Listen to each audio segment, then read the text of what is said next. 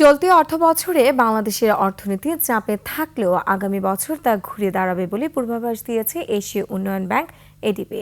সংস্থাটির মতে 2024-25 অর্থবছরে বাংলাদেশের অর্থনীতি প্রবৃদ্ধি হতে পারে 3.9% এবং পরের বছর তা বেড়ে হবে 5.1%।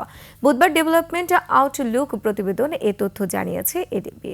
সংস্থাটি বলছে, চলতি অর্থবছরে সার্বিক মূল্যস্ফীতি 10.2% হলেও আগামী বছর তা 8% নেমে আসবে।